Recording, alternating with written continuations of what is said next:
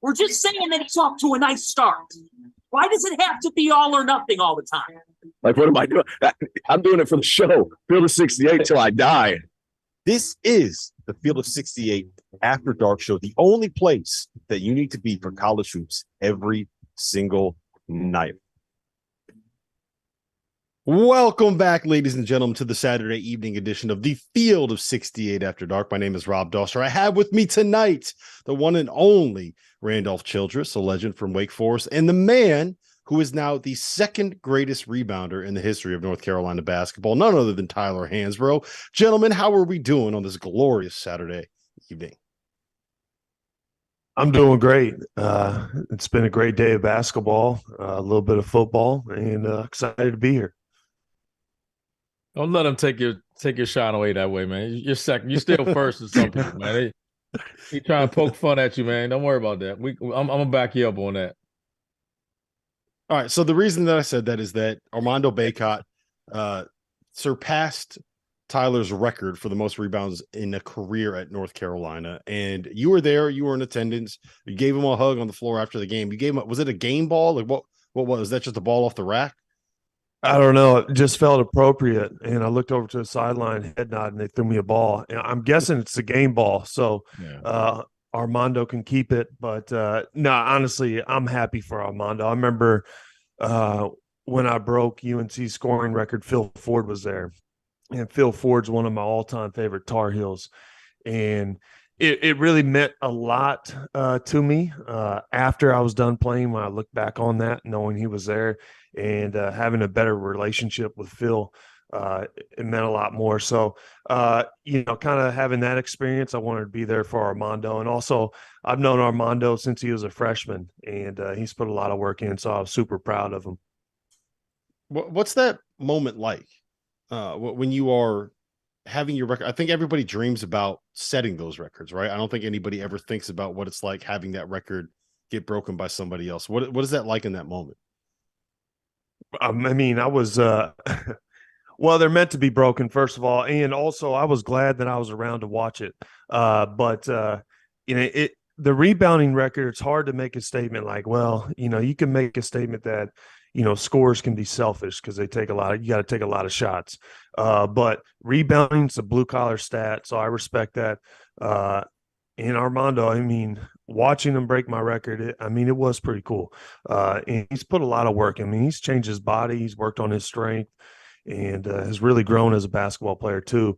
I was excited for him. I was happy. Yeah, that dude's a warrior. He's a Psycho T kind of a guy. He plays through all these different sprained ankles. I think you have to have a foot amputated before he's going to actually miss a basketball game. But listen, North Carolina, NC State was just one of 150 games that we had on the schedule today. We're going to have to break down the battle at the top of the Pac-12. Coming up, we're going to be talking about Kentucky. We're going to be getting into the other Blue Bloods. Duke won, North Carolina won, Virginia won. There was some action in the Big 12, but before we do all of that, we have to start with the single most surprising result of the day. TCU 83, Kansas 60 in Fog Allen Fieldhouse. It is the second worst loss for Self at home. The worst loss was a 25-point loss to Texas back in 2021, and it is the largest home loss ever by a top two team in the AP poll. And there have only been 6 times in 67 seasons, RC, that Allen Fieldhouse has been a thing where Kansas has lost in that building by more than 20. For the first time ever, TCU can call themselves victors in Allen Fieldhouse. What do you make of this result? That was an ass kicking. I mean, from the start. I mean, let's just call it what it was. I mean, there's no way of sugarcoating that game. That was an ass kicking. If you're Kansas, I mean, obviously at home, it was bound to happen. You don't want to see it happen like that. I think there are some things that they're going to have to adjust. I mean, the biggest concern that I had about Kansas going forward is I'm a huge fan of DeJuan Harris, but he's got to figure out a way to be more effective, just a threat to score. Other than that, shots didn't fall tonight. TCU is good. I mean, we know they're good. They're like I've said before, they're the fastest team probably in college basketball. They play at a pace and lead the nation in fast break points. But the only thing, I'm not worried about Kansas at all, but I am concerned that DeJuan's got to look to score. Like, he's not even looking. And it's allowing teams to just say, hey, he's not going to shoot enough, so we ain't got to guard him. And that kind of, you get to help out on other guys. Grady Dick needs that space. Jalen Wilson, Williams, he's playing. Wilson's playing out of his mind right now. I don't know what the hell's. I mean, how do you stop him right now? He's looking like the next guy, but more happy for TCU than I'm worried about Kansas, if that's the question. I got no concerns about Kansas, but I do think the only concern I have with him is just DeJuan Harris, point guard, looking to shoot more. Yeah, for me, when I watch Kansas, I think they've been getting off to slow starts lately, and they've been having these comeback wins. And, you can only do that for so long. And to me, Allen Fieldhouse is the toughest place to play in college. And they've been getting away with that for a little bit. But TCU, just like RC said, they came in there and kicked their ass and kind of woke them up. Am I worried about Kansas? No, I don't think they had a good shooting night. I think Grady Dick really struggled, and I don't think that's going to be an issue going forward. He is a freshman, and he was, they're going to have those lapses at times, but they got off to a bad start like they've been doing, and they just couldn't come back. And combined with the bad shooting night, they got themselves in too big of a hole. I still think they're the best team in the Big 12 when they're clicking. So I don't think this is going to last long at all. I am a little bit worried about Kansas. I want to throw this back to you guys. You mentioned RC. DeJuan Harris, last 3 games, 1 for 13 from the floor, 1 for 5 from 3. He scored a total of 3 points. Jalen Wilson, last 2 games, he has 68 points. The rest of the team has 75. If he has anything close to an off night, then they get blown out in those 2 games. Oklahoma State, they came from behind at home to win. Texas Tech, they came from behind on the road to win. Oklahoma, they came behind from home at home to win.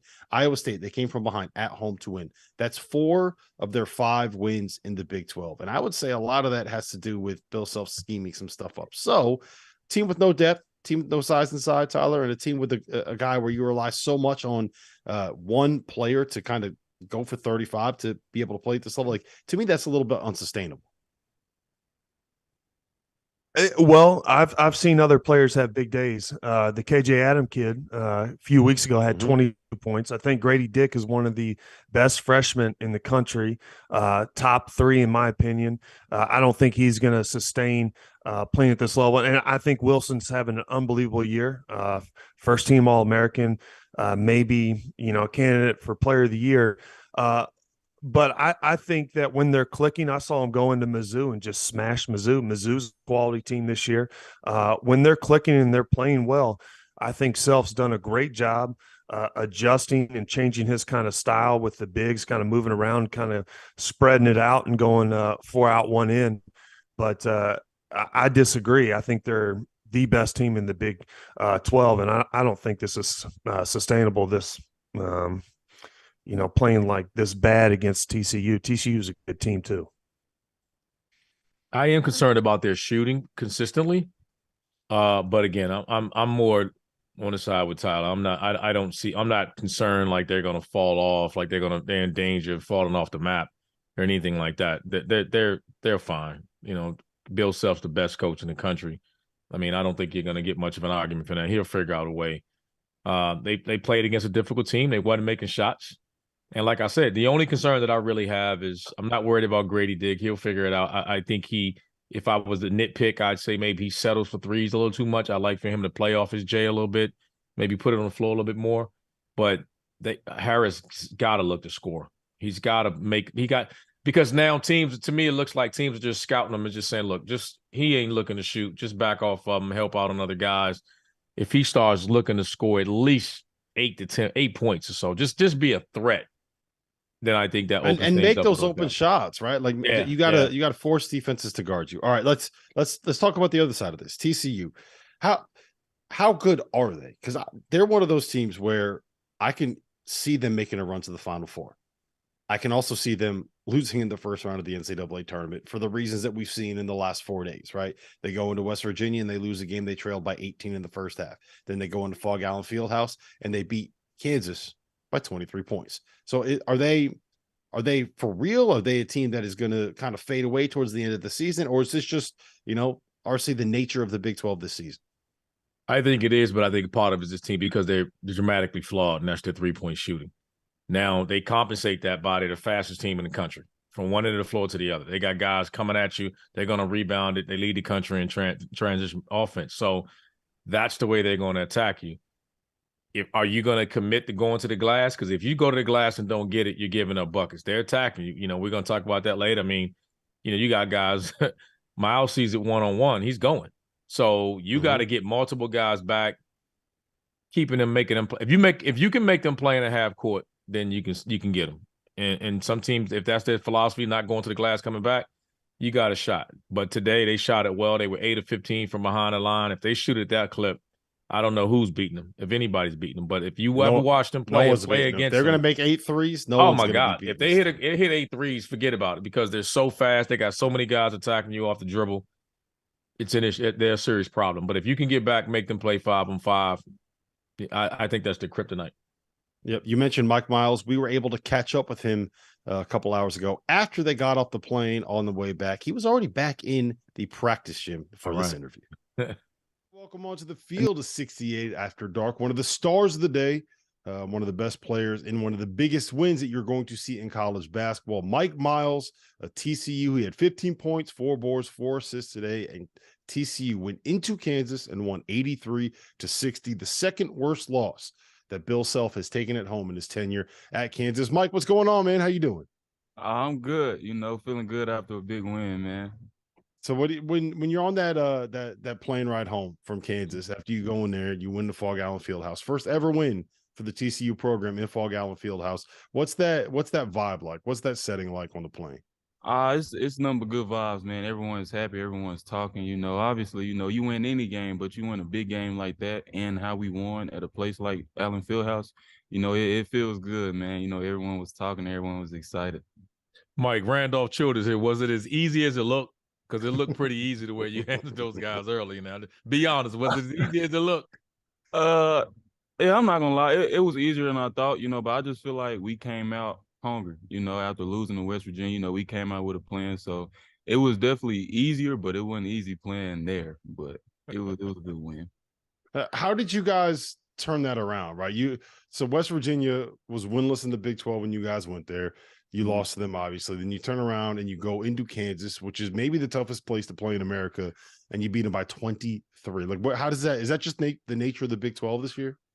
I feel like it is, man. Anybody can beat anybody. You know, we've got proven by losing to West Virginia, and we just proved that beating Kansas after losing. So, you know, man, anybody can beat anybody. You got to be ready all night. And, you know, if you catch a good team like Kansas on a bad night, you got to take advantage of it, and that's what we did. Where do you think you guys stand? Is this a teaching point for you guys? Because you look at your wins. You're at Baylor. You're the only team to beat Kansas State. Then you go on to Allen Fieldhouse, beat Kansas. You know, then you lose. We know we talked about West Virginia. You lost to Iowa State. These are good teams. You lost to Texas. But you guys seem to be close games, needless to say. But where do you guys see? Sometimes you look like the best team in the league, and then sometimes you don't. We know the league's tough, but where do you see TCU when the season all said and done in the Big 12? Man, I feel like we can still finish at the top. You know, obviously, I think K-State is at the top. They won today, so I think they're at the top. But right now, you know, we can win it. You know, we can win a Big 12 tournament. You know, we can win anything we want to. You know, as long as we come and play like today, you know, it's going to be hard. You're not going to always play how we did today. But, you know, if we can play anything close to how we played today, man, we're going to be good. You know, we know how good we are. It's just about going out there and playing how good we are. So on Thursday, we had Terrence Oglesby on here, and he was talking about you guys. And he said he feels like when he's watching you, he's watching a couple guys that have rockets strapped to their back when they're playing in transition. Your pace is way up this year. How much of an emphasis was that for you guys? Because obviously you weren't playing in transition as much as you did, or you playing more than you did last season. Yeah, it was big. You know, we coming into the summer workouts, you know, that's all we preached was getting out in transition because we knew that's our strong suit. You know, everyone knows we're not the best shooting team. You know, so getting out in transition is what works for us, and we try to do that no matter what. I think we're number 1 in the country in transition points, so it's working, man. So we just got to keep pushing the paces. For me, it's just, you know, I know no one really likes to guard me downhill in transition 1-on-1. So, you know, when I see a single body in front of me, you know, I don't think they can stop me. I try my best to get to the rim. But it's not just you. It's like you guys, everyone is fearful of that. You talk to every team you guys play, they preach transition. You guys are everyone's so scared now. They don't even go to the offense glass anymore. I mean, that's how scared everyone is of you guys in transition. I know it's something what's the practice like to continue this type of pace for you guys? Hey, RC, did you see how proud his face was? Oh yeah, he lit up. He lit up when he said, "Oh yeah, that's what we're trying to do." But that's the rumor, man. Everybody's kind of fearful of that. Just like you said, you know it, and just like you know, no one can guard you one-on-one. But that's what everybody's talking about. That's a scouting report against your team.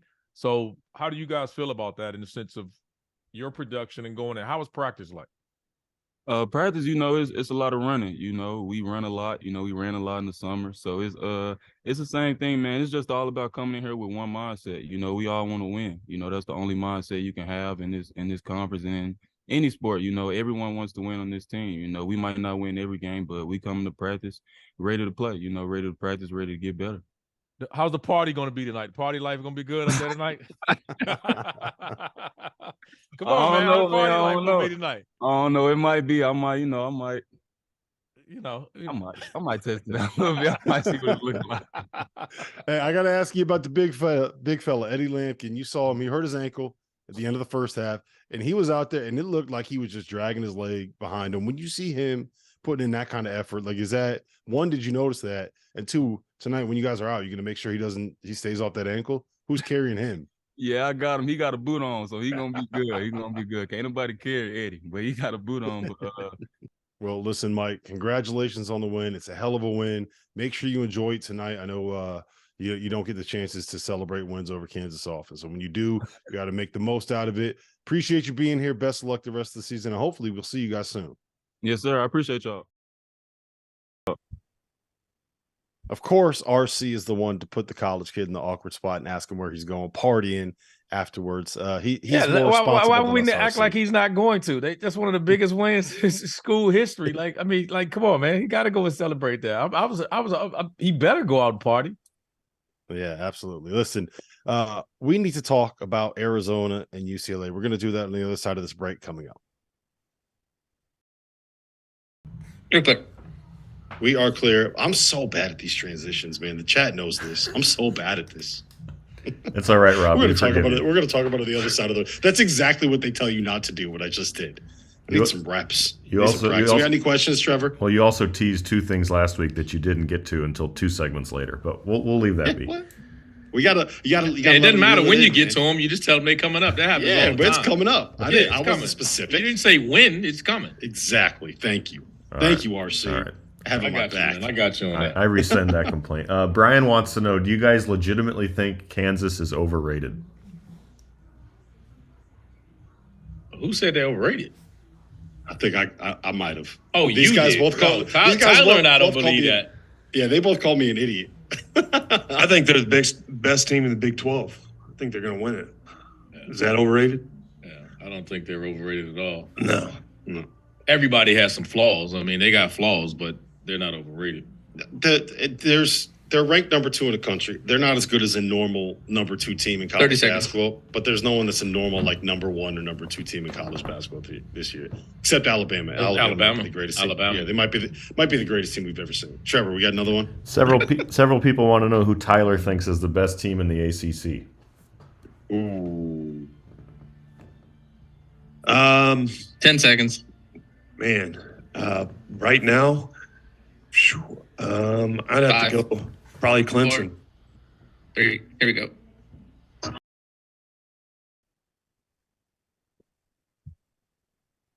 We are back. It is the Field of 68 After Dark. We are live, Sirius XM, Channel 84, live on our YouTube channel. If you go over there, Field of 68 on YouTube, you can come hang out, jump in the chat, ask us questions, participate in the show, make it a better product. Rob Dauster, Tyler Hansbrough, Randolph Childress. We had a big game out in the Pac-12. It was a battle for first place. Arizona hung on to beat UCLA 58-52 in what turned out to be an absolute bloodbath, RC. 30 points combined, 19 rebounds combined for Umar Ballo and Azuolas Tubelis. But for me, I think the biggest difference, Arizona actually played defense. We haven't seen that yet this year. They're playing defense. How good is this team, Randall? They beat – well, one, they had to have the game, right? They could not lose this game and fall further behind UCLA. There's no way they could drop this game, and they held court. They defended I think winning at that pace and that style of play was probably the most impressive thing about him. Says a lot more about him. So now I think we can hold them accountable to defend better than they have throughout the year. But credit to those guys. They defended their ass off. They weren't going to back down. Both big guys played well. Just a hell of a game. I mean, it was a dogfight. I mean, it was just what you expect when you're playing rivals and you're playing for your conference title. And that's what both of those teams were doing tonight. I credit to Arizona. I think they're two damn good teams, but I was more impressed with Arizona on the defensive end because that felt like a UCLA type of physical style of play. You think UCLA they Arizona beat UCLA at their game. they beat UCLA playing. Yep, Arizona beat UCLA playing UCLA style basketball. That was the most impressive thing about the win today. Mm-hmm. Tyler. Yeah, so I think UCLA is one of the best teams in the country, clearly. And also last year they almost went to the Final Four. UNC beat them in Elite Eight, and the year before that, I think they went to the Final Four as a play-in game. So they've got some experience. I think Mick Cronin's done a great job, but I think they didn't attack the basket. I'm looking at the free throws. They only shot 6 for 11, 54%. That's awful. They had an awful shooting day, not only from the field, but from the free throw line. Arizona was rocking. You got to give credit to their crowd. I watched the game. Great atmosphere. Not only, was it their credit to Arizona's defense, but also UCLA didn't even show up. I didn't really feel like they had a great shooting day. You can see it on the box score too. And listening to Cronin after the game, it didn't really sound like they brought it defensively either. So I think UCLA had a bad day, and I think Arizona capitalized on it. Yeah, I'm with you there. I thought it was pretty smart what they were able to do to just play off Adam Bona and kind of dare him to do anything from the perimeter, which kind of takes away the advantage that you have going up against a team that plays two bigs, right? Because that's a concern with Arizona. Can you play defense at a high enough level with Umar Ballo out there and Azuolas Tubelis out there? And they showed us tonight that they can. Let me ask you guys this: if you have to buy one of these teams, right, long-term NCAA tournament knockout style of play, right, where one game sends you home, are you trusting this team that has like a high ceiling, kind of a low floor like Arizona, or do you want to ride with a team like a UCLA where you kind of know what you're going to get every single night, even if they don't quite have that same level of talent, maybe as explosive of an offense? Tyler, where do you stand on that? I'm buying UCLA. It's not even close to me. And I think Arizona is a great team, but I think UCLA has experience.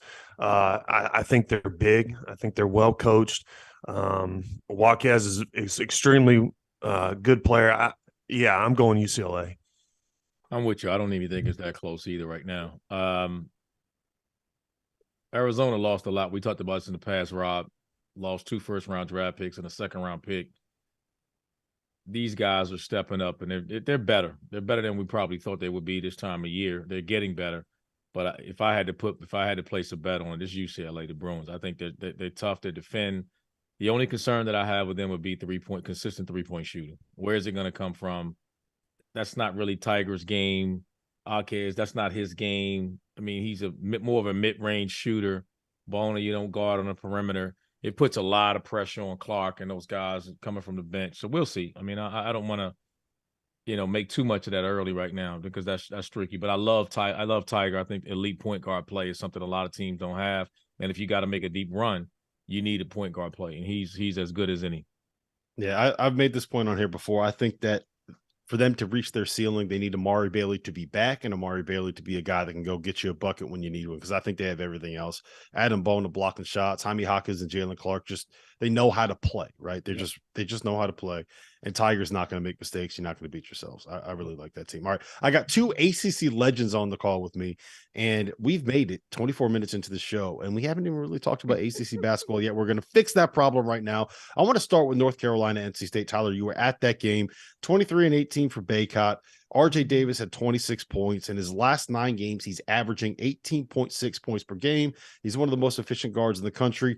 I just want to say Jaquavian Smith, really scary fall, was taken off the court on a stretcher. It seems like he is it's not something that is all that serious. His mom posted on Facebook saying that he's going to be, quote, okay. I don't know what that means. I don't know if that means he's going to be out for a while, but scary fall. Looked like he kind of dodged the worst of it. Tyler, where do you stand big picture on this North Carolina team. How deep of a run do you think that they can make? Are they still in the mix for the ACC tournament title? Give me all the North Carolina takes you got, my man. For me, it's going to come down to quality shots for North Carolina. And to me, I think I've seen too many ISOs. And I've said before, I think it's all about I think when this team gets assists, they look really, really good. But when they don't really play with much pace and they're kind of just tossing the ball around or taking bad shots. I think at one point I thought we took more contested threes than anybody in the country, it seemed like, and the shot quality, wasn't great. But if we're sharing the ball, moving and playing through Armando inside, I think we're going to be a tough team. And also, I think RJ Davis, I said this before, I think he's the biggest X factor in the country. I've said this a few weeks ago on here as well. When he plays well, this team is very tough. But also, this is my first time really watching State a lot. State's a really good team. The Smith kid is unbelievable. They really push the ball. They play with a lot of pace. And also, the one kid today that really surprised me was the DJ Burns kid for NC State. Yeah, I love DJ. First of all, he's a unit. Second of all, I mean, he has really good hands around the rim and nice touch. So I actually think this NC State team deserves a lot of credit. I think Carolina plays really well at home, and I've said that they need to do better on the road to really be the team that they want and set themselves up for a good seed. But I think the ACC, even though everyone says it's a down year, I think they're much stronger than what most people think. And actually, if you look at it last year, everybody said the ACC was down. Well, we almost put 3 teams in the Final Four. Miami was a win away from getting to the Final Four. So that would have put 3 of the 4 teams in the Final Four. ACC teams, I think Miami's a quality team as well. So to me, for Carolina to really do well, I think it comes down to RJ Davis having a big night and also the team sharing the ball and getting a lot of assists and quality shots. Only thing I'll add to that is Love needs to be better. If they want to get remotely close to anything they have to do. RJ's, you saw glimpses coming out of the tournament. He's been playing well to me since they got back from Portland. Right after that, he's figured it out. He started playing better. Love has not. He's not shooting it well. He's not making the right decisions. He's still struggling. Someone has to evolve from the bench from them too. They got to get some bench production. They had 1 point from the bench. Like at some point, you can get away with that if Love and Nance, it's good to see Nance back. He was out for a couple of games with his back injury, tightness and stuff like that. So RJ's figured it out. They got to play through Armando, like you said, but they're going to get anything close to winning on the road and making a tournament run. Love has to get back to playing like Caleb Love. Yeah, I agree with that. And also, I think for the bench, when you talk about Jalen Washington, I thought that was a kid when Armando went down in Virginia. I thought he was somebody that could really step in. And also Seth Trimble has shown a few glimpses off the bench as well. But you're right about they need more depth. They need somebody to step up. Yeah. Tyler, what do you think about Armando coming out to do his post-game interviews wearing Prada sunglasses? I don't know what's up with that. I'm never a big sunglasses inside guy. I always laugh, but I don't know. I have to figure out what's going on with that. I have no clue.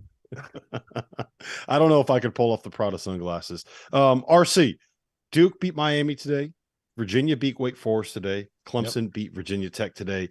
It looks like we're starting to get kind of a clear-cut, about top 5, I would say, right? For a while, maybe it seemed like Pitt might be in the mix. We thought Virginia Tech was going to be there. I think it's Virginia, Clemson, Duke, Miami, and North Carolina to me, right? Kind of there at the top of the ACC. Who of those other 3 games, who impressed you the most? Who are you feeling the best about at this point? Virginia, I mean, look, they've won 5 in a row. They've won 7 out of 8. They have 2 losses by 5 points on the road in the ACC.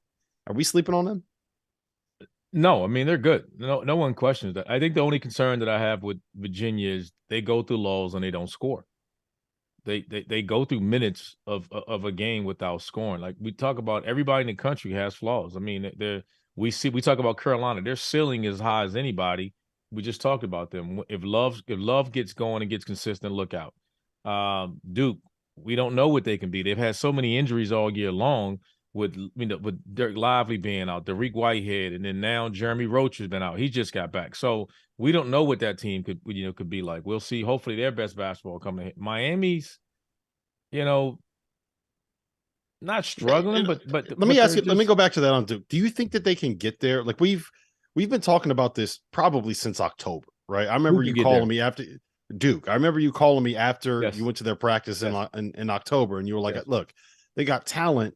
I don't know if they can get there." And now we're in January, and we're like, "Yeah, well, we don't know if we can get there." But there's a lot of reasons why they can. Yeah, we don't know now because of health, right? Before we were saying it because there's no Zion, there's no Paulo Banchero, there's no one of those guys. But we don't know what this team can be because what they are is they're huge, and it bothers people. Like that length, it's like they beat Miami the other day because Isaiah Wong had a 6'9" guy guard him, and then when he drove down the lane, he had to go through another 6'10" guy, another 7-footer. So when they have all their pieces, they can be a problem, but we don't know yet because even in their losses, they've never had their entire roster yet to say how good they can be. We know they don't have a dominant freshman or like the number one pick, so to speak. But Filipowski stepped up, played much better than I think than anybody thought. There's some talent there, and then with Jeremy Roach coming back, it slides Proctor off the ball. He made shots today. I think he went 3 for 5 from 3 today. Opens things up a little bit. Secondary ball handler, they get their bench going. We'll see what they can be. I think I'm not saying they'll win the league, but they'll be right there in the end. All right, Tyler, you were asked this during the break. I want it out there publicly on Sirius XM, Channel 84. Who is the best team in the ACC right now? I would say I have to go with Clemson. I think they're playing well. The Hall kid is one of the playing as good as anybody, but it's hard to go against Clemson with what they've done so far. I think Brad Burnell is probably coach of the year in the ACC so far, and I think they've surprised some people. But I'm not going against Clemson at all. After what they've done so far with their record. Did you hear that? RC, that was that noise that you just heard was Terrence Oglesby doing fist pumps in his living room right now, celebrating that Clemson. They got a big one today, man. They played their tails off and won at home tonight against that Virginia Tech. I don't know if you guys saw the end of it. They were down 2. Brunel called a timeout, drew a hell of a play. Hunter Tyson 3 at the top, put them up 1. They went down, got a stop against Virginia Tech, who is probably the most surprising 1-7 team. I mean, disappointing would probably be the word. They've lost 7 straight games. I mean, I would have never thought that for a team at the beginning of the year. We were talking about them being up there challenging. I don't know who's been more disappointing, and they've had injuries too. Again, Hunter Couture is back now. Rodney Rice came back one game. He's been in and out of the lineup. So, everybody's injured. You got to find a way. Yeah, you got to figure it out. No, it's right. And you know what? And Mike White would be the first one to tell you nobody's gonna feel sorry for us. If he was sitting right here right now, he'd say we got to figure it out. Nobody's gonna feel sorry for them. They're struggling. Lost 7 straight. They got to figure it out. Yep, I agree. Listen, we need to talk about Kentucky because I think that Kentucky is back. I am fully back in on the Big Blue Nation bandwagon. I'm going to tell you why coming up next. Okay. That was better, huh? Now is that better? There's a there tease. It is. There it is. He got his pep in his step back. He got it back. Yeah, got the confidence going now, huh? It's because I started sipping on the tequila a little bit. That's what it was. Trevor, we got any questions in the chat? One more Pac-12 one. Can either UCLA or Arizona get a 1 seed if they win the Pac-12? Or is a 1 seed out of the question? UCLA could. Yeah, I think it's going to depend on what happens elsewhere. I don't know if they can get it on their own. The only reason I say that is because I think Houston's pretty locked into one. I think Alabama's going to end up getting one. I think you could put some safe money on Purdue getting one. I think you're going to get one out of the Big 12. So they have to get some. Look, you know what's crazy about UCLA? Do you know what their best win is right now this season? It's Kentucky. That's it. That's the only good win that they have out of conference. Depending on what you think about winning at Maryland, that's who they beat. They don't have a top 25 win. Depending on what you think about Kentucky, and Kentucky was not top 25 at the time. 30 seconds. All right. Anything else? Alabama or the field? Garrett wants to know. The field. Field. You never don't take the field. Yeah. I'm going to give you guys Alabama's gambling damn good. tip. Yeah, if anybody ever says, I will give you this team or the field, always take the field. Never don't take the field. 10 seconds. Just giving you, what do we, someone asked us that the other day, right? Oh, it was Purdue in the Big Ten. Purdue in the field, yeah. 3. Here we go.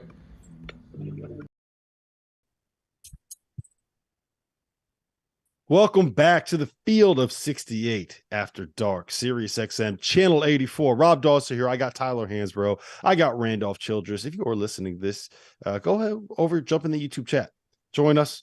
Ask us some questions. We answer them during the commercial breaks. We will be doing the afters, which means that you will be able to talk with us for 20 minutes after the show ends, only exclusively on the YouTube channel, Field of 68. You can find that on YouTube. All right, we need to talk about Kentucky, guys, because they played pretty well today, beating a Texas A&M team that came in 5-0 in the SEC. Kentucky won 76-67, and I'm back in on them. And this is the reason why. Their best lineup is with Cason Wallace at the point, CJ Frederick and Antonio Reeves out there, with Jacob Toppin at the 4 and Sheway at the 5. And all 5 of those guys played more than 28 minutes tonight. Chris Livingston started.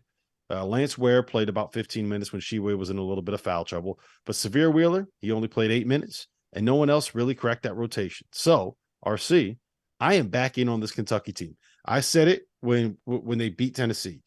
If John Calipari embraces this lineup with the 2 shooters on the floor, then Kentucky's going to be able to hit their ceiling, and it looks like he's doing it. Well, if they put Wallace at the point and they got Reeves and Frederick out there with Toppin at the 4 and Sheway, then that 5 can play with anybody. That 5, but that wasn't the way they started. As you know, starting the year, Severe Wheeler was playing heavy minutes, and then the court just shrunk. Everybody's in the paint. You know, it was almost like Frederick and Reeves was subbing in for each other. They weren't playing much together in a sense. Those guys now, all the shooters are on the floor. They're spaced on the floor. They shot 32 threes tonight. They shot a hell of a lot of threes. And if they play that way, it opens up the lane for Oscar Sheway. Didn't score a lot tonight, but still had a presence in the game. They're improved.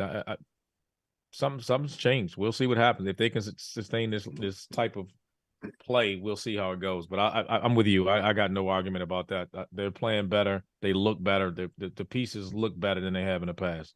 I don't want to say it's Severe Wheeler's fault, but for whatever reason, it just doesn't fit as well when he's out there with Oscar. He's a great player, but he's a guy that, Tyler, he's a guy that kind of needs to fit in the system and in a roster that works for him. He's not the guy that you want to build the roster around. And if it works better with these other guys, sometimes you kind of have to, bite the bullet and accept the fact that you're going to end up being a 6-man on this team. And I think that's what Severe is at this moment. I don't even know if he's 6, man. Whoa. I'm trying to be nice, Randall. And I'm not saying that to be to crush him, because Reeves doesn't start. He's coming off. So one of those shooters is coming off the bench. I'm just saying that his role is lessened. That's all I mean. I like him. Because at the beginning of the year, he was the second best player. And that's when I said at the beginning of the year, Kentucky fans would get upset because him and Oscar Sheway were 2 guys that needed the ball to score at the paint. It didn't fit. Are you saying Kentucky fans got upset? I've never seen that happen before. No, they don't. Just a little bit. They just a little bit. They're a little bit. Go ahead, Tyler. We've cut you off twice now. Well, I'm out on Kentucky. I don't think they have the shooters to really advance or have the season that they want. I think Sheway is great, but I don't think they have the pieces that really open up the court and allow him to do what he does to the best of his ability. I think teams are going to continue to sag. They're going to continue to dare the guys to shoot the 3 ball. And you've seen Calipari try to mix up the style and see what can work. Now he's starting to bench Wheeler, which I think Wheeler's a good player. And I agree with Childress. I don't think that, his style with Sheway, they kind of clash. They're ball dominant. They have to get inside. That plays to the defense that they're seeing every night. But to me, I don't think this is sustainable for Kentucky. All right. So elsewhere in the SEC, we saw Alabama pick up a pretty massive win at Missouri. Kobe Brown didn't play, but are we all on the same page that Alabama's right? I don't know if you guys think that they're better than Houston. I don't know if you think they're better than Purdue, but I think we all agree like that is as good as it gets, as dangerous as it gets in college basketball this year. You guys there as well? I think they're the best team in the country. I think they'll Point be in blank Houston. period. I'm on record saying I expect to see them in Houston. I don't. That's just the best way I can put it. Provided they stay healthy. I'm with you. I think they have the pieces. I've said on here too. I think they're athletic. They're big. Brandon Miller's unbelievable, and they do have really good pieces. But also North Carolina almost beat them when North Carolina was really struggling. They should have beat them. We took them into multiple overtime. So they are vulnerable. But to me, they're one of those teams that should be a Final Four team for sure. They have the talent. They're playing as good as they're playing better than anybody right now. But yeah, I'm a believer in Alabama. Yeah, I will just say this. Last year, UConn beat Auburn when Auburn was the best team in the country, and this year they beat Alabama, and Alabama looks like the best team in the country. It's too damn bad that UConn can only do that against the teams from Alabama. Now, if we could do it against everybody else in the country, then maybe I'd be a much less stressed human being. All right, you mentioned earlier, Tyler, you think Kansas is the best team in the Big 12. I'm kind of the mindset that there is no like definitive best. There are 6 teams that are all just going to beat the shit out of each other all season long at the top of that league. And if Kansas wins it, it's because they got a guy on the sideline that's probably the best in college basketball. Just to kind of drive that point home. Today, Oklahoma State beat Iowa State at home. Iowa State at previously was tied for first place in the league. Baylor had lost 3 of their first 3 games in the Big 12. Came back today, won at Oklahoma. They've now won 4 in a row. And then Kansas State came from 8 points down in the second half to beat Texas Tech at home. It's just that league is a bear. Every single game that you play is, I think, as of this moment, half of the games that have been played in conference play in the Big 12 have either ended in a 1-possession game or gone to overtime. That's insane when you think about it. Yeah, and I still believe – I think Kansas is going to win the Big 12. I'm a believer in Bill Self. I think that they have the best home court advantage. I think that plays a factor. But to me, you're right. It is the best conference this year. There's a lot of great teams in there. Anybody can beat anybody, but I'm still rolling with Kansas. I think they have the pieces, and it's not a shot at any other team in the Big 12. I'm a believer in Kansas. I think they have the pieces and the coach. I had a bet. I agree. I would go with Kansas in the end. I think Kansas State will have something to say about it. Texas has been good. Iowa State now. We just saw with TCU. Those teams are going to beat each other up all year. Let's see what teams start winning on the road. I mean, there's some big games coming up. We talked about Kentucky. We're going to see them, coming up. We got Baylor and Kansas on Monday. That's going to be a big game on Monday. And then Kansas has Kentucky on Saturday. So, we're going to see a lot of things start shaking out here as we finish up January and start getting into February. We're going to get these, one thing I do love about that league is everybody plays home and away. Yes. And that's the best. I wish every league and every team would do it. But they play home and away, and that's what makes it so unique. I will say this about Kansas, right? I think we're going to know a lot about them in the next 2 weeks. This is their next 5 games. They play at Baylor. They play at Kentucky. They get Kansas State at home in a rematch of that overtime thriller from Tuesday night. Then they play at Iowa State, and then they get Texas at home. That is a brutal 5-game stretch right there. It might be the toughest 5-game stretch that anybody's going to play. And oh, by the way, it comes off the back of playing Iowa State at home, at Kansas State, TCU at home. Like what? What do you do with that? Seriously, what do you do with that? I don't know. Maybe we shouldn't be surprised they're losing games. No. I mean, it's brutal. They're going to lose some games. They're not going to win every game, but I think trying to obviously minimize those losses and come out and, learn from those losses. I think we'll see how they bounce back. We'll see what they do next game. I think that's going to be, a good indication of what this team is built on. Mm-hmm. Well, listen, on the other side of this break, I'm going to play a game with you guys. I want to play a little buy, sell, hold, because there are 3 teams that I can think of that are really high ceiling teams that could also I could see end up losing in the first round of a bad matchup. That's Marquette, that's Auburn, and that's Baylor. You're gonna hear why all three of us are buying one of those teams coming up next. You're clear? Fumbled the bag on that one. That was like a C+ effort. That was like a C+ effort on that tease. Trevor, what do we got?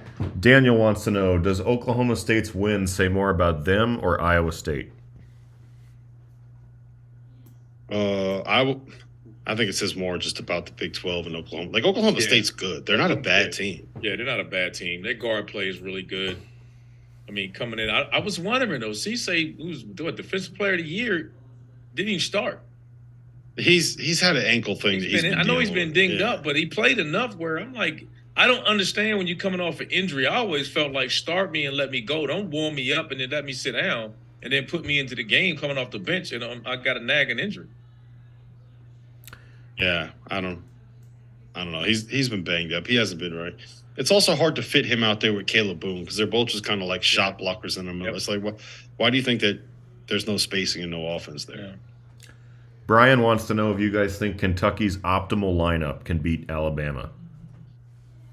Hell no. 30 seconds. I mean, I probably wouldn't bet on it. They definitely wouldn't be favored, but they'd have a shot. I mean, yeah, I think it's the best. The best shot Kentucky has is to play those five guys. With those three guards that can knock down shots, Toppin at the 4 and Sheetway at the 5. 10 seconds. Yeah, because you got the athleticism with that lineup that you can deal with Alabama. Here we go. 3, 2, 1. Welcome back. Field of 68 after dark. Sirius XM Channel 84. Rob Dauster here. I got Randolph Childress. I got Tyler Hansbrough. You can join us for the afters starting in about 10 minutes after the show. We'll be live on YouTube still. Jump in the YouTube chat. You can ask us some questions. You can interact. You can ask Randolph Childress and Tyler Hansbrough anything that you want to ask them. Maybe it will make the show. Maybe it won't. You'll see. You got to jump in the chat and find out. Listen, we're going to play Buy, Sell, Hold here in a second. I want to ask you guys this. Where does Texas Tech stand in terms of the most disappointing teams in college basketball? Because this was a team that was like preseason top 15, preseason top 20, brought in all these transfers, spent all this NIL money, and here they are in late January, and they are 0-7 in the Big 12. Is this, what's happened with this team, RC?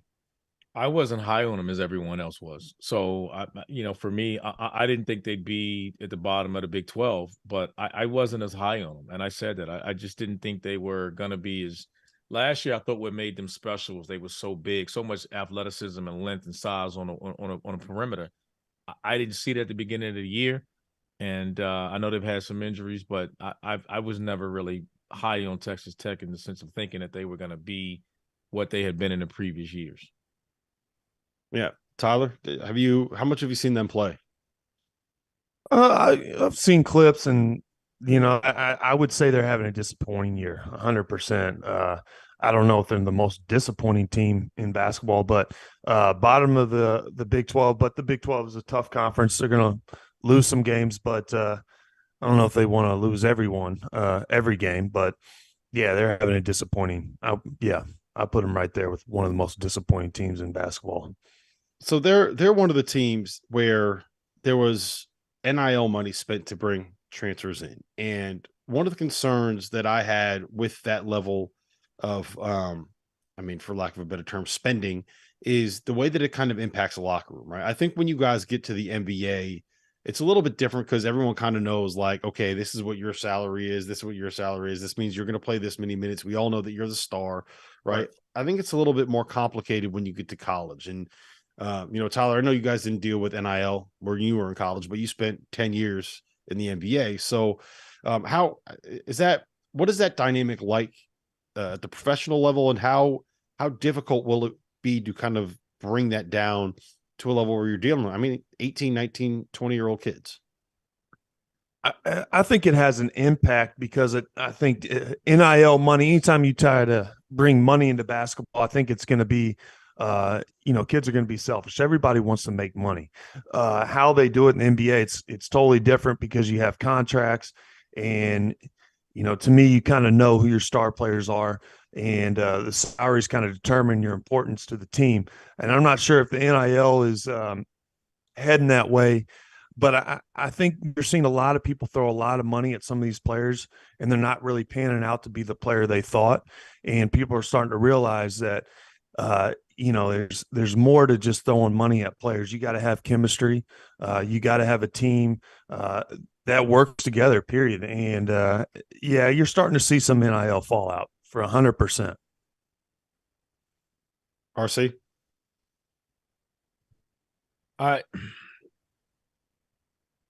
It's simple to me. I don't. That sigh was. Now you see why I got out of coaching. No. It's just, I swear to you, I did think that, but listen. You know what? We saw that with Miami. When Nigel Pack got that money, and Isaiah Wong came out and was like, "Look, hey, and then it went away quietly." I'm assuming they took care of that. You got to know that, though.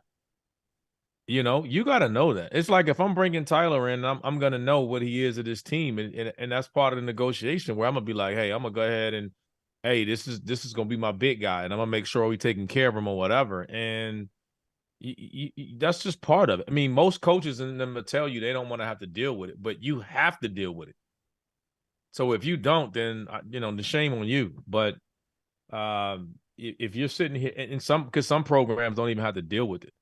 I think that's why. And I was blown away with even learning that like there's a lot of coaches and programs out there that don't have a person making $1 NIL. So it's still evolving, it's still changing. And if you're not prepared for it one way or the other, then shame on you. If you're an institution that's choosing not to be a part of it, good luck, because things won't change because kids are going to go where the money is. So you better figure it out, because, this super seniors in this COVID year, you got 2 more in another year and a half. This is it.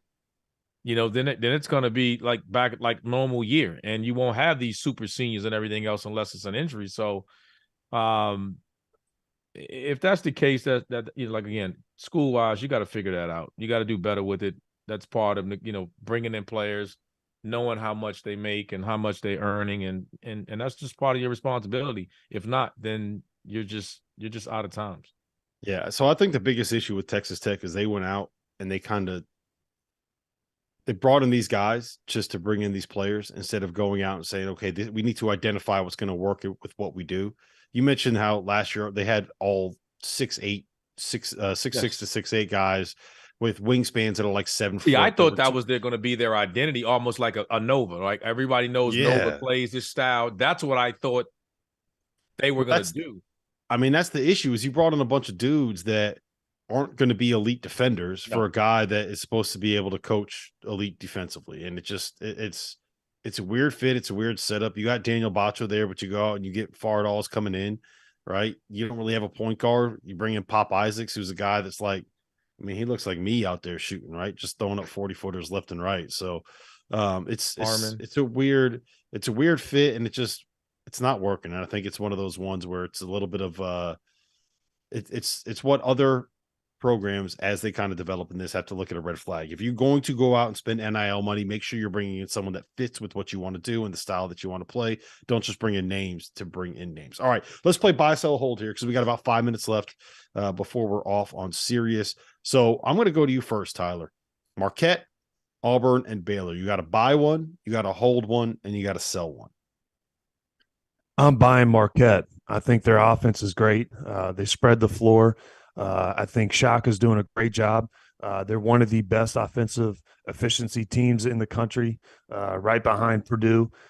So I'm definitely buying Marquette.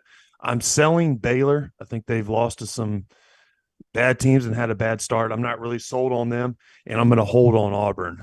I think they have some quality home wins, and they have a great record at home, but I'm not too sold on them. So we'll see. RC? I'm buying Marquette. He spoke on Marquette. I think I got the other order changed a little bit. I'm actually going to hold on Baylor. I think their guard play is just too strong. I do worry about the production from their front line. But I love their guard play. Cryer didn't play great today, but again, I love their backcourt, and I'm never going to say with a backcourt that strong, they can beat anybody on any given night. And they're still a top 25 ranked team in the country. I'm going to sell Auburn because my question to you guys is tell me who they beat. They're sitting at the top of the SEC, and they've beaten the bottom 5 teams of the 6 wins. This is the worst 5 teams in the SEC right now. So, and 4 of them got 1 win. So if I had to sell, I need to see more from Auburn before I can hold or buy them. So I'm going to sell Auburn, and then Baylor and Marquette. So I'm selling Auburn too. And you want to know who their best wins are? They beat Arkansas at home when Arkansas didn't have Nick Smith or Trevon Brazile. They beat Florida at home. They beat Northwestern. They beat St. Louis at home. Like, there's not a lot of good wins there. And they also lost to Memphis. South they lost Carolina, at USC. LSU, Ole Miss, Mississippi State is in conference wins, and I think they beat Georgia, who's in the No, they lost to Georgia. They lost to Georgia by 12. They lost to Georgia by 12. So I'm selling Auburn. I'm sorry, Bruce. I'm with you. Yeah, I enjoy your personality, but your team ain't it this year. I'm going to hold on Marquette. And the reason I'm going to hold on Marquette is because I think that they've already kind of they peaked. I don't know how much higher they can get than where they are right now. They're 8th in KenPom right now. They're rolling. They're the number 1 offense in college basketball. This is as good as they are. This is what they are. They're a top 10 team, right? So I don't know where you can keep going up from here. So I'm going to hold on Marquette, and then I'm going to buy Baylor because I think they are 2 possessions away from being 6-1 and tied for first place in the Big 12 right now. They lost that thriller to Kansas State in overtime at home, and they lost by a point at home to TCU when they blew a 17-point lead. I know they can't really guard, but man, their backcourt is just so talented. Keontae George is figuring it out a little bit. Adam Flagler is getting going a little bit. LJ Cryer didn't play great today, but we know what he could be as a scorer. Yep. I'm in on Baylor. And you know what else, Tyler? I'm just betting on Scott Drew at the end of the day. I will bet on Scott Drew. I wonder if they got to run more zone. They got to switch things up a little bit. They just don't have the eraser at the rim right now to make up for their mistakes, and it's just killing them on the defensive end. But again, their guard play is just elite. Or just score 95 every night. Yeah, you can do that. That might be the easiest thing that you could do. Listen, we gotta get out of here in about a minute. So Tyler, I'm going to give you 30 seconds on this. You got to pick one guy in the Big 12, one coach to build your program around. Who is it? Is it Bill Self? It's easy. Bill Self. I've always loved Bill Self's style, especially the way, he uses his 2 bigs traditionally and gives them freedom around the high post. I've always loved that. I've always been a big fan of Bill Self. Of course, a big guy's going to say that. A big guy going to pick a big guy coach. That's easy, man. You threw him a lob with that, but of course he's going to say Bill Self. I did. I had to put it up there, man. Listen, this has been the Field of 68 After Dark. You can find us on YouTube. We stream there every night, 11 p.m. You can find us on any podcast app, whether it's Apple Podcasts, whether it's Spotify, whether it's Google Podcasts, any of that stuff. Anywhere you can get podcasts for free, you can hear these episodes. They will be loaded as soon as the show is done every single night. So for Tyler Hansbrough, for Randolph Childress, for producer Trevor and producer Chrono, my name is Rob Dauster. We'll see you guys tomorrow night. Nope, clear. It's the afters, baby. Trevor, cue up the intro. All right, we're here in the afters. Now I got to get your guys' opinion on this. Do we do basketball questions first, or do we address John Wall first? Because there's about 18 people in the chat wanting to hear from Tyler on that one. Tyler, that's your call, man. It doesn't matter to me, fellas. Go ahead. Say what you got to say about John Wall. The whole John Wall situation, I stand behind my tweet. I stand behind my story. Actually, before you do this, for the people that aren't aware, what happened was John Wall was on Theo Pinson's podcast and basically told a story where he said when he was on a visit to North Carolina, he went up to say hello to you and you said, "I don't talk to recruits." That's what John Wall said. More or less, right? That's exactly what he said. But I stand behind my tweet, what I said. The story never happened. And also, I would just say that if Coach Williams ever knew any player of his talked to a recruit like that, he would be after that player. But I stand behind my story. This didn't happen. There's no animosity towards John Wall. I'm just, telling you my side. I can't explain anything else, but this didn't happen. I also did a podcast on this, and it happened to be our most listened to podcast, believe it or not. But yeah, it's I believe it, Tyler. it's been great for the podcast. Plug your pod. Plug your pod. What is it? It's Sleep Hawk Worldwide, every platform. Go ahead and check it out. Get the whole story. But yeah. We talked about this a little bit off air, but how surprised were you on, what was it, like a Tuesday afternoon to just kind of be sitting there and all of a sudden it's like, yeah, Tyler Hansbrough is trending on every single social media platform because of what? What did I do? How did this happen?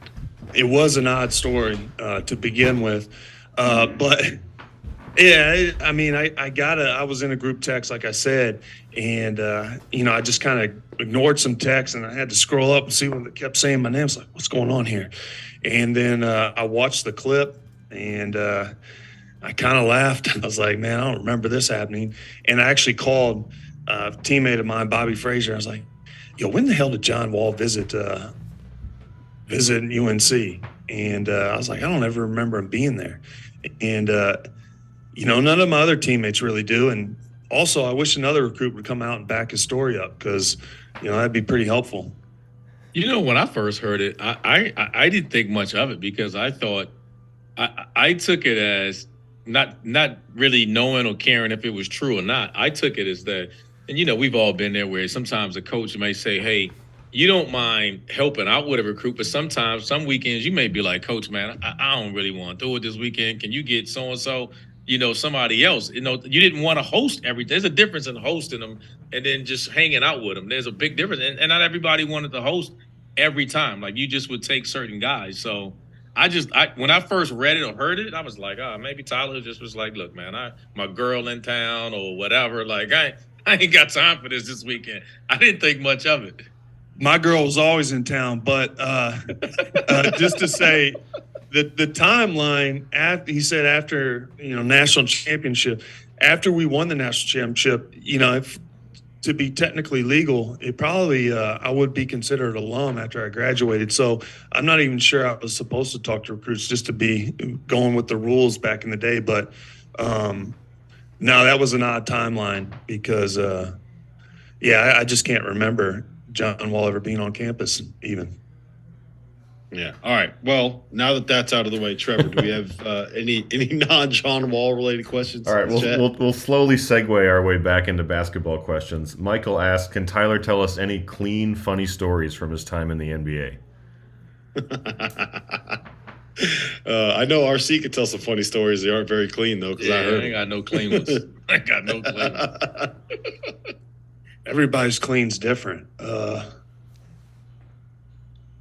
Man, I can't think of it. Man, man, I need a new question. I'll come back to that. Yeah, think about that. Give us a college hoops related question. We'll circle back. Yep, we'll dive into is Mark Adams on the hot seat? Somebody asked that. Hell no. Not yet. They owe him too much money. But if he has another season like this, you can't go full Ewing, right? You can't go full Patrick Ewing and offer in a power conference. He won't go over. They'll win a game. You hope so. Stop it. Stop it. You said that same thing about Patrick Ewing last year, and here we are, like a 29-game Big East losing streak. No. I said he deserved to come back because he built the program. But, that shit's bad. It's not good. It's not good. What else you got, Trevor? Speaking of things not good, someone asking what's going on with Oregon this year. They are currently losing to Stanford 42-37. They make no sense to me. They make no sense. I think it's one of those things. I don't know if they like each other. Like, I don't know if the guys on that team get along at all. I know that was an issue for them last year. I don't know if it still is. I don't understand how you can smack around Arizona the way that they did, and then the night before get smacked around. They're just I don't know. Have you watched them at all, RC? I have. I don't necessarily get it either. I mean, they're heckle and jive to me. You just don't know what you're gonna get. Heckle and jive? Jekyll and Hyde? Yeah. Well, that's from a movie. I always call with my kids. Heckle and John is just like T.O.'s tires, huh? Trevor, what else? Is Shaka Smart a Coach of the Year candidate? Yeah, Easily. absolutely. Who would you guys have? National Coach of the Year conversation right now. For me, Tang, Matt Painter, and Shaka's up there. Those three for me. Throw Hank, Brownell. Shaka, Sampson. Throw Brownell into the mix. Yeah, Burnell's that's a good one. Yeah. And there was one more that I'm missing. Brownell. Oh, Otzelberger, TJ at Iowa State. I think those are the guys. I think I probably would go Painter right now if I had to pick one guy. Just because you got two freshman guards. I'm gonna go. I would even say Brunell has to get more love than he's getting for a guy that came into this year like you better win or you're gone. And to have the year that they're having, knowing that you're not successful when your best player was hurt, like that missed the entire preseason, missed a couple of games early, and for them to be sitting where they're sitting right now, I think he has to get more consideration of it.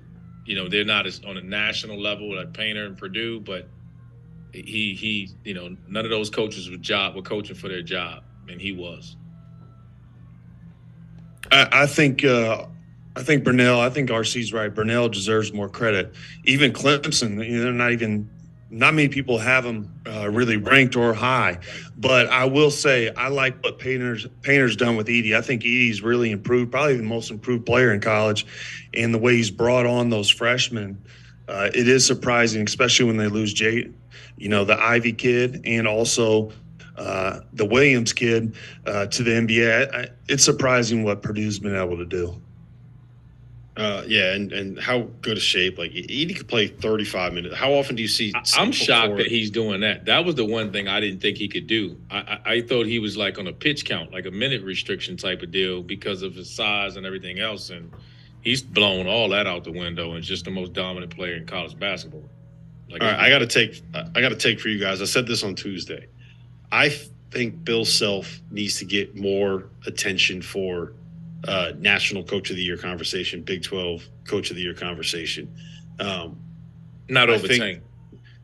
Well, the reason why I say that is we always assume that it's just like the team that doesn't have expectations and outperforms those expectations is always going to be the best coaching job, right?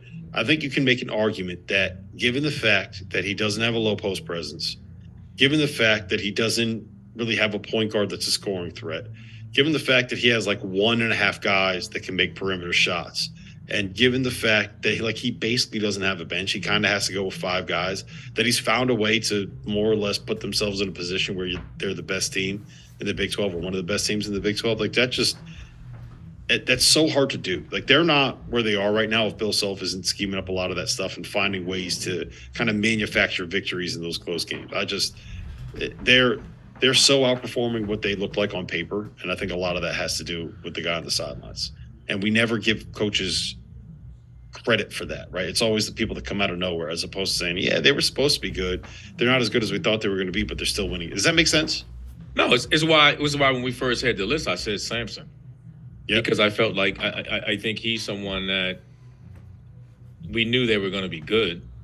And then we kind of like, all right, like they're good. Like, so what? Like they're top 3, top 2, whatever. And you just expect them to be that way. So you kind of dismissive toward what he's doing.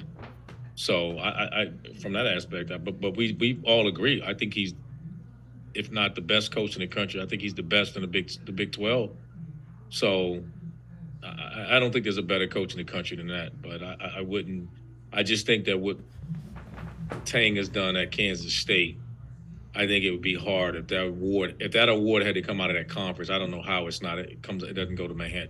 They're so bought in for him too, Tyler. Like the players, the fan base supporting him. Like I was able to hang out with him when we were in Manhattan on Tuesday, and it just like the energy this dude gives off is on another level. I absolutely could have played for. Did you see him after the court storm when he got on there? He grabbed it. And he's like, I told you we'd get you one court storm. From now on, we expect to win. Yeah. I am ready to run through that fucking wall over there for this dude. Yeah, I think Tang's coach of the year in the Big 12 for sure. But, if you're going to put coaches, that have, these high expectations and live them, I would say you got to put Nate Oates in there too under those standards. I think for Alabama and kind of, having the season they are, he's done a pretty good job. But you're right, Bill Self has changed his system to fit his team this year. But also, they've gotten off to bad starts, and they've kind of squeaked by a few teams these past few games besides just getting railroaded by TCU. Mick Cronin, if you're going to say that, excluding today out of Arizona loss from UCLA, he's done a good job. But, yeah, you're right. To me, Tang, Big 12 coach of the year so far, totally changed the environment and atmosphere at Kansas State. Non-basketball school, if you ask me now. They're selling out and they're storming the court. The Octagon of Doom, baby. One other name I'll put on there. If they keep playing defense like this, then Arizona's going to end up like shooting up all of these rankings, and they're going to put up some big win totals, and then they're going to have a chance to win a national title if they guard the way they did today. Like, that's a game changer, I think, for them long term. Trevor, what else we got? RC, Austin wants you to talk about Wake Forest. He said give them some love. They've looked good. Oh, no, we have. They listen, had a tough one at home today against Virginia. Had their moments, dug themselves in a hole early. Virginia's tough to beat, man, if they make that many threes. They came out bombing threes, and the style of play makes it tough. The Deeks are right there, man. They're going to have to win some games on the road. Great win at home against Clemson. I think, to be honest, they've caught a break in some of their games. Like, Clemson's not being fully healthy. Duke missing 2 of their freshmen when they played, but who cares? Rob, we were having that argument about that. You said that days ago. You were talking about that. You said that the committee looks at that. And they do. And if they do, then I think it hurt the Deeks because they might gonna say, hey, when you beat Duke. No, so what it is, they don't look at it for the other team that are missing people, but it's something that it doesn't nullify a loss. But if you play a game and like you're missing your 3 best players, that's something that they will recognize, and they will it'll be acknowledged. It'll be like in the little cheat sheet that you get for each one of those teams, right? There's no quantifiable way to know exactly what that's going to end up being, but it's something that they note when they have those conversations. Yeah, the Deeks will be right there. They're going to have to finish the ACC strong. They got to figure out a way to creep up in that and stay in that top 6 and give themselves a chance at the tournament bid. If they fall below that, then I don't think they'll get in. All right, I got a question. Do I have to get in the chat to ask this question, Trevor? Because I got a question for both these guys. Send it in. All right. Tyler, I want to know your power rankings and kind of like who you hate the most in terms of the other schools in North Carolina and like where they stay. Like, is it Duke up here and then NC State down here and Wake Forest? Is it like Duke, NC State, Wake Forest? And I want the same question to you, RC. You guys played in that same league in that same state. So I want to know like who you hated the most and how big of a difference it was. For me, it's not even close. NC State is number 1. Their fans, pretty tough. It's pretty annoying. Saying it. Yeah. It's a very diplomatic way. Yeah, well, usually I'm not that diplomatic or politically correct. Yeah, the State fans are the worst. Not a big State guy, never have been. Then I would say Duke. Duke. Also, Duke was pretty dominant. Wake was – they had a good team. They had Jeff Teague, James Johnson, and those guys, Al-Farouq Aminu. They actually beat us my senior year at Wake. They kind of turned it around. But I called them at the end. I think they were going through they were kind of starting to drop off a little bit when I was in school, and they kind of built it back up. But that would be my order: NC State, Duke, then Wake. Who outside the triad was anybody outside the triad for you? Florida State was up there. Not a big Florida State guy. And also, you went to Maryland. Maryland was a tough place. Maryland Maryland was I miss Maryland in the ACC. Man, they used to have some great teams. It was always tough in Maryland. Maryland fans were tough. Always. Yeah. I would say the number one team I hated would be Duke. I think everybody else is kind of different. After you spent the entire Final Four defending them and backing them and saying how great they were, no, how great Coach K was. Stop it! Oh no, he is. He is. People, you know what? Listen, I can say it out of respect because Carolina is right. I mean, they always had great teams. I mean, hell, during my time, and hell, Carolina, Duke had 2 national championships during that time, and hell, Carolina won one in '93. So, great teams. But I would say outside of the Triad State, I don't know if I ever lost the NC State. So for me, it was like, I don't know if there's really a rivalry. Technically, I could say that even with Duke to some extent, but you just didn't because of the way things went. You know how it is, and you go inside camera, the whistles and all that other stuff. You just hated it. I was teasing Jeff about that when I called that Pitt game when they should slap the floor. They do all that slapping the floor and all the defensive stuff, and I'm like, man, nobody want to hear that shit. Outside of that, Maryland, like we just talked about, you know what the hardest place for me to play though was Clemson.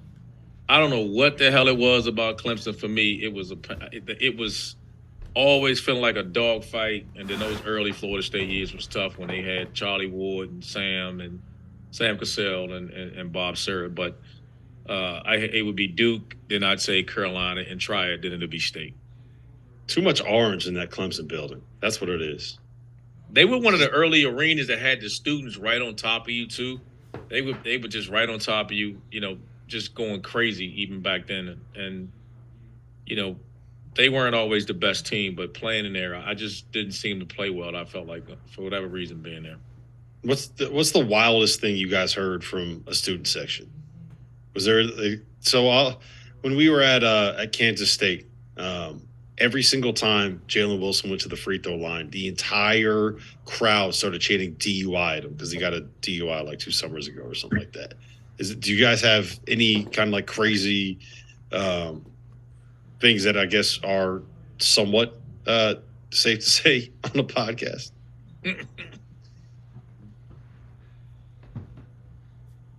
Not that I want to disclose. Not that. It would do some self-harm.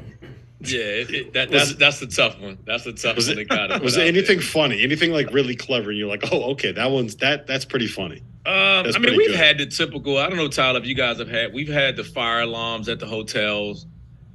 We got food poison one time. I think it was at NC State, where the whole team got sick. Like we got food poison at NC State. I think we went through that. But no, I don't. I gotta tread lightly on some of that stuff. All right, Trevor, what else we got? We've had 3 people say Tyler versus Oscar, who wins. I don't really know what the context of that is, if we're talking basketball court or Street Fighter, what we're talking. But 3 different people have said Oscar versus Tyler. All right, 1, what if you guys played in basketball, who would win, Tyler? And 2, if you play, what's that ping pong that you play? If you guys played that, Texas who would win? He'd get smoked in ping pong. First of all, if we're talking, no one wins in a fight, period.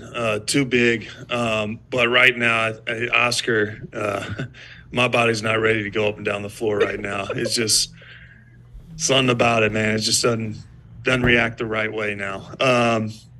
No, I'm a big fan of Oscar. I think he does a lot of things great, obviously. But I don't know. What about prime Tyler Hansbrough, 2009 Tyler Hansbrough? You know, I see this comparison a lot, but to me, score. Well, Oscar, to me, I kind of thought he was more like he does really good getting position, and he's not like it. Zach Randolph, to me, is a really good duck-in player, one of the best duck-in players of all time. And he's left-handed, though, and he could get really good position. Sometimes I can see the way that he gets positions kind of like that and kind of ducks in. But he does run. I see similarities because I think sometimes he really takes off and just rim runs. And I love when a big rim runs. So I see those similarities, too. You were better offensively than him. I'm gonna say that. I'm gonna jump out there. You ain't gotta be modest about that. You were a better offensive player than he is. Yeah, I already also, said. I had better shooters as well. Wayne Ellington, Danny Green. It allowed me to do a lot of things. No. I'm taking all that out. And I'm just saying you had different ways of scoring than I think he did. And we're not knocking him. He's the reigning Plaster Player of the Year. Yeah. I'm just saying, people who may not remember what you were, in college, that you were, that you scored the ball as well. Trevor, anything else? Ryan wants to know, what do you guys think Arkansas's ceiling is in the tournament? Have they dug themselves too deep a hole? I'm never going to doubt Muss trying to find a way to turn that thing around. Back, then they If just they don't get have Nick Smith back, forget about it. They don't have the talent or the shooting. Forget about it. If If Nick Smith don't come back, they're not making it. Yeah. If they had Nick Smith and Trevon Brazile and Devo Davis was their sixth man, like they were the most talented team in college basketball. I don't know if they would have been the best, but they would have been the most talented.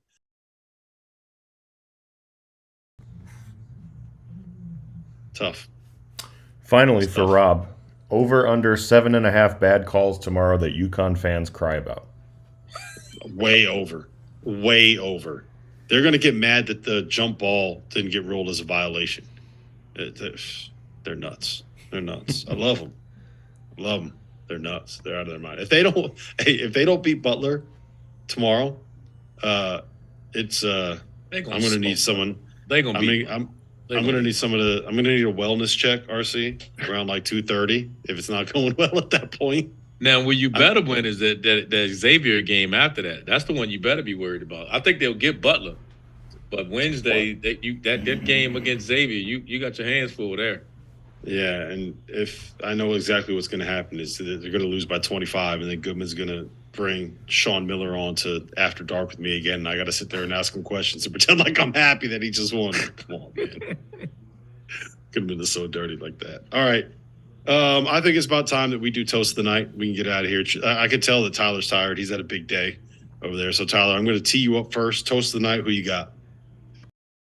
Armando, big night for him, passing my rebounding record. I'm happy for him, so that's my toast. Cheers to Armando. Cheers to Armando. I'm going to go same game to Quavian Smith. Let's hope he's all right. It was scary seeing him coming off on the He like did. that. He literally just tweeted like 15 minutes ago that he's okay. Good. So to Quavian Smith, I'm a huge fan of his. I think he's probably as gifted a scorer as there is in the ACC. My toast is going to go out to I got two of them. So first of all, one of our own lost somebody today. Sean Paul's father passed away last night. So Sean, we're thinking about you, buddy. Love you, buddy. We know you did your father proud, and we know that you are going to continue to do that. So one, cheers to him, and then two, also cheers to Dave Pasch. Sean's dad was a huge Arizona State fan. Dave Pasch and Bill Walton were calling the Arizona State game today, and they gave him a little shout out, Sean's father, after he passed away. So to Sean's family, and to Dave Pasch for doing that. That was special. It means a lot to his family. So I'm glad that he did that. All right. With that said, this has been the Field of 68 After Dark. Make sure you like and subscribe this if you're still listening. Make sure you rate and review it on all the podcast platforms that you are listening on. And we will see you guys again tomorrow night. I don't even know who's on. I should probably know that before the show started. But for Tyler Hansbrough, for Randolph Childress, for our producer, Trevor, my name is Rob Dauster. We'll see you guys